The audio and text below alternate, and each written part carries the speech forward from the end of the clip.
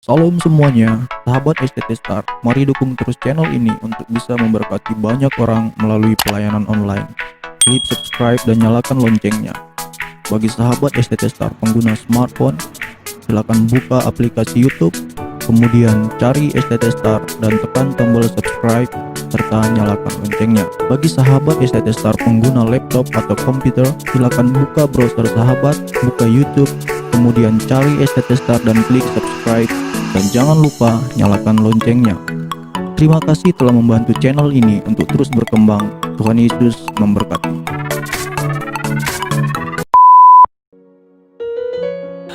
Shalom Bapak Saudara yang dikasihi oleh Tuhan, kita bersyukur hari ini kembali kita disapa oleh renungan dari STT Star, dan itu semua anugerah Tuhan, kasih Tuhan dalam setiap kehidupan kita. Bapak Saudara, satu bagian firman Tuhan yang menjadi perenungan kita hari ini terambil dari Yohanes pasal 5 ayat 1 sampai ayat yang ke-8. Demikian kebenaran firman Tuhan. Sesudah itu ada hari raya orang Yahudi, dan Yesus berangkat ke Yerusalem. Di Yerusalem dekat pintu gerbang domba ada sebuah kolam yang di dalam bahasa Ibrani disebut Bethesda. Ada 5 serambinya, dan di serambi-serambi itu berbaring sejumlah besar orang sakit, orang-orang buta, orang-orang timpang, dan orang-orang lumpuh yang menantikan goncangan dari air kolam itu.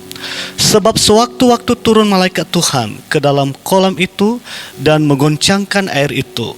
Barang siapa yang mendahului masuk ke dalamnya sesudah goncangan air itu menjadi sembuh apapun penyakitnya.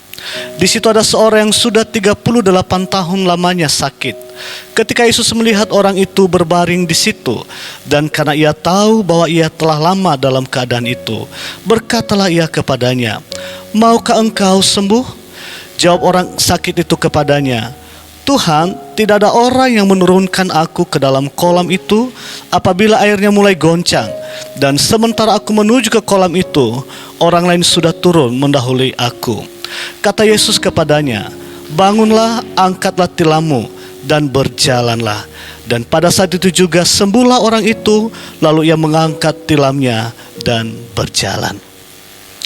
Bapak Saudara yang terkasih dalam Tuhan kita Yesus Kristus, satu tema bagi kita untuk renungan kita hari ini, yaitu berani untuk mencoba.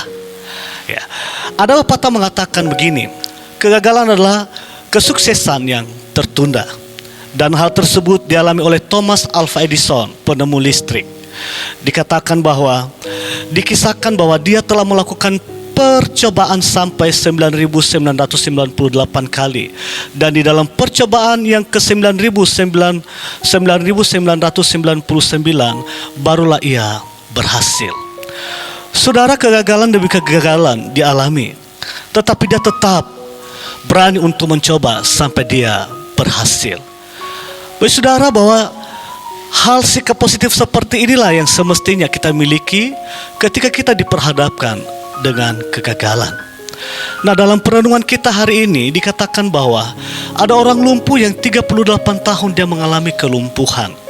Dan dikatakan bahwa ada di sana kolam Bethesda yang adalah rumah anugerah pengertiannya.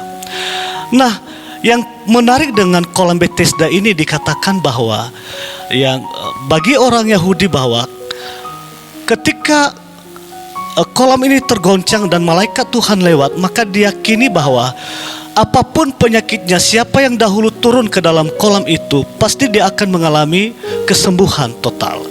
Maka sangat jelas dalam perenungan kita hari ini bahwa ada banyak orang berbondong-bondong datang ke sana untuk satu tujuan, mengalami suatu kesembuhan dalam hidupnya. Saudara, dikatakan bahwa ada orang lumpuh 38 tahun dia mengalaminya, dan dia datang ke sana dengan satu tujuan, bahwa dia akan mengalami kesembuhan itu. Tetapi bisa dilihat bahwa otomatis berapa kali ke sana mungkin, tetapi mengalami kegagalan demi kegagalan.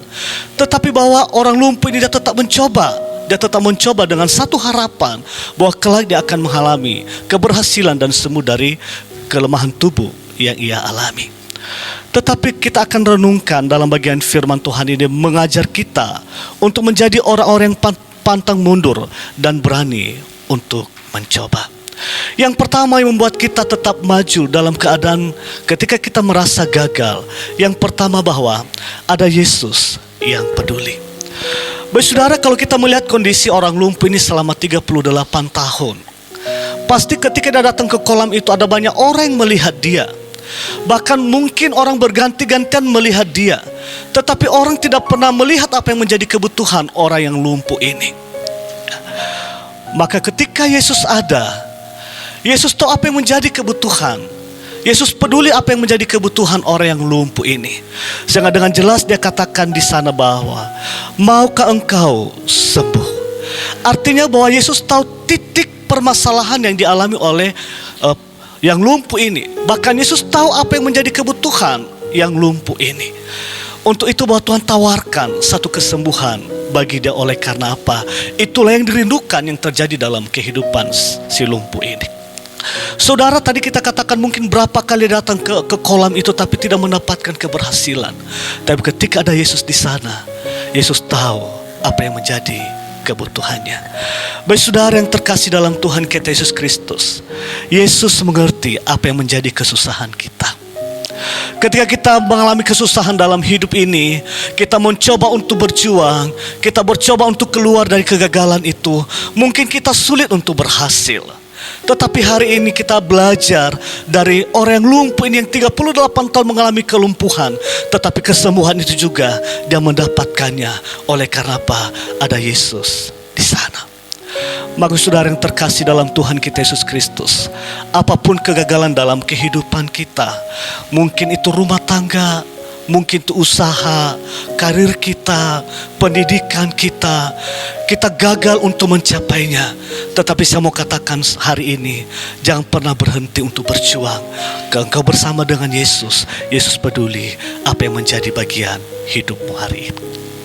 Kemudian yang kedua yang membuat kita tetap mencoba walaupun kita mengalami satu kegagalan dalam kehidupan kita, bahwa ada Yesus yang berkuasa. Baik saudara yang terkasih dalam Tuhan kita Yesus Kristus, bahwa sangat jelas dikatakan di sana ketika peristiwa itu ada bahwa waktu itu adalah hari Sabat. Dan bagi orang Yahudi, hukumnya tidak boleh melakukan apapun termasuk untuk melakukan kesembuhan bagi orang. Ya. Tetapi bahwa sangat jelas di sana dikatakan bahwa ketika Yesus ada di sana, kenapa? Dia adalah pribadi yang berkuasa, yang tidak bisa dihalangi apapun itu dalam proses untuk apapun yang dilakukan oleh Tuhan dalam setiap kehidupan kita.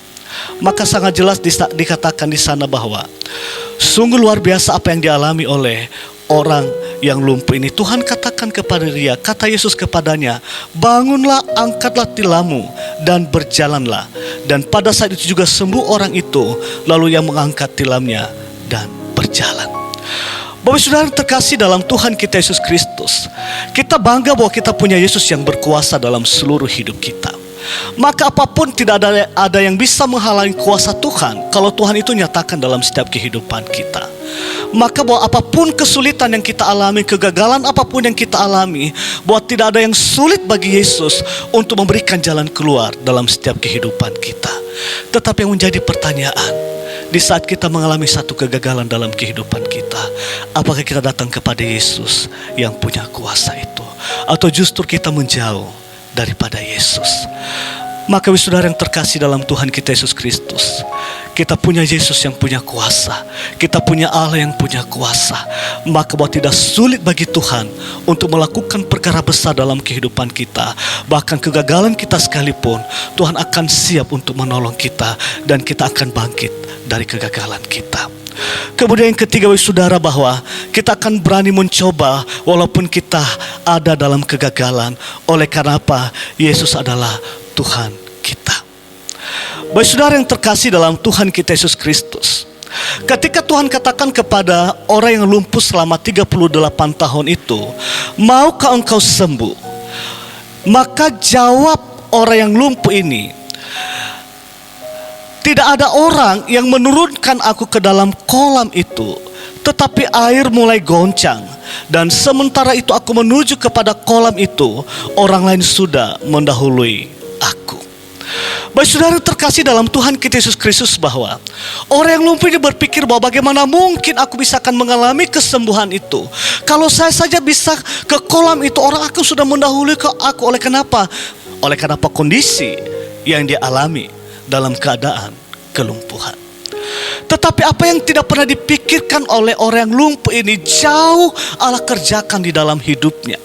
Maka dikatakan bahwa kata Yesus kepadanya, bangunlah, angkatlah tilammu, dan berjalanlah.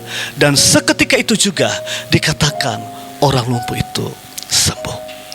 Saudara yang terkasih dalam Tuhan kita Yesus Kristus, terkadang dalam perjalanan hidup kita, ketika kita hidup dalam kegagalan dalam segala kehidupan kita, seringkali kita katakan bahwa tidak mungkin ada jalan keluar. Oleh kenapa? Saya sudah terlalu gagal. Tetapi hari ini kita bersyukur bahwa kita punya Tuhan yang maha kuasa, yang tidak bisa dibatasi oleh apapun. Bahkan akal pikiran kita pun tidak bisa membatasi kuasa Tuhan untuk bekerja dalam seluruh kehidupan kita. Bahkan Tuhan mengerjakan sesuatu dalam hidup kita dengan apa yang tidak pernah kita pikirkan. Jauh Allah melebihi itu dalam setiap kehidupan kita. Maka saudara yang terkasih dalam Tuhan kita Yesus Kristus, terkadang pertolongan Allah itu di luar kemampuan kita. Terkadang perhatian Allah itu di luar kemampuan kita. Terkadang uluran tangan Allah itu terjadi dalam hidup kita di luar kemampuan kita. Karena dialah Allah, dia adalah Tuhan yang tidak pernah meninggalkan setiap kehidupan kita. Bapak saudara yang terkasih dalam Tuhan kita Yesus Kristus, saya tidak tahu apa yang menjadi kegagalan dalam hidupmu. Saya tidak tahu apa yang menjadi kesulitan dalam hidupmu, yang mungkin engkau berkata hari ini terlalu sulit dan terlalu rumit, dan tidak mungkin aku mendapatkan keberhasilan itu. Tapi satu hal yang kita renungkan hari ini, jikalau kita terus mencoba berjuang, maka kita meyakini bahwa bersama dengan Tuhan kita akan melewati dan kita akan keluar dari segala kegagalan-kegagalan yang kita alami dalam hidup kita. Oleh karena apa? Ada Yesus yang peduli dalam hidup kita. Mungkin sesama kita manusia nggak pernah peduli dalam kehidupan kita, tetapi satu pribadi ini adalah pribadi yang tidak pernah meninggalkan kehidupan kita. Kemudian yang kedua, karena Yesus adalah Allah yang punya kuasa. Jadi tidak sulit bagi dia untuk menolong kita dalam kelemahan, dalam kegagalan kita sekalipun, bahwa Tuhan punya kuasa untuk menopang setiap kehidupan kita. Kemudian bahwa Yesus adalah Tuhan. Kalau kita berbicara bahwa Yesus adalah Tuhan, dia adalah pemilik seluruh kehidupan kita. Dan karena dia pemilik kehidupan kita, tidak ada yang sulit bagi Tuhan untuk menolong, untuk menopang setiap sisi kehidupan kita. Maka andalkanlah Tuhan dalam hidupmu. Jika engkau merasa dalam kegagalan, datanglah kepada Tuhan dan berserulah kepada Tuhan. Maka Tuhan akan turun tangan untuk memberikan pertolongan dalam setiap kehidupan kita. Sehingga saudara, bahwa kegagalan, pergumulan, tantangan membuat kita tidak akan pernah jauh daripada Tuhan. Justru dengan kegagalan kita alami, pergumulan demi pergumulan kita alami, justru membuat kita semakin melekat kepada Tuhan. Justru membuat kita semakin cinta kepada Tuhan. Oleh karena dia adalah pribadi yang tidak pernah jauh dalam kehidupan kita. Bila satu renungan kita hari ini menolong kita kembali, sehingga kita tetap kuat dan tenang dalam perjalanan kehidupan kita. Terpuji nama Tuhan. Tuhan Yesus memberkati. Amin.